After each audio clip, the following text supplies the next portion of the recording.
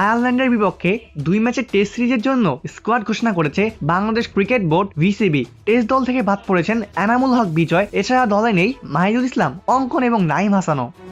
শ্রীলঙ্কা সিরিজের স্কোয়াড থেকে বিজয়, নাইম এবং অঙ্কন বাদে বাকিরা সবাই নিজের জায়গা ধরে রেখেছেন। ওপেনিংয়ে সাদলাম ইসলামের সাথে রয়েছেন মাহমুদুল হাসান জয়, এছাড়া মমিনুল হক, অধিনায়ক নাজমুল হোসেন শান্ত, লিটন দাসরা টেস্টে এখন নিয়মিত মুখই বটে। জাকের আলী অনেক অন্য ফর্মেটে কিছুটা সংগ্রাম করলেও টেস্ট দলে জায়গা ধরে রেখেছেন। দলে আছেন ইনজুরি থেকে ফেরা টি-20 অধিনায়ক লিটন দাসও। এছাড়া স্পিন ইউনিটে আছেন মেহেদী হাসান মিরাজের সাথে তাইজুল ইসলাম। রয়েছেন পেস ইউনিটের নাহিদ জানা, হাসান মাহমুদ, খালেদ আহমেদ এবং তাদের সাথে রাখা হয়েছে ইবাদত হোসেন চৌধুরীকে। 2 টেস্ট এবং 3টি টি-20 সিরিজ খেলতে বাংলাদেশ সফরে আসছে আয়ারল্যান্ড জাতীয় ক্রিকেট দল। সিরিজের প্রথম টেস্ট 11 নভেম্বর সিলেটে অনুষ্ঠিত হবে। দ্বিতীয় টেস্ট অনুষ্ঠিত হবে ঢাকা মিরপুর ক্রিকেট স্টেডিয়ামে এবং তা শুরু হবে 19 নভেম্বর থেকে।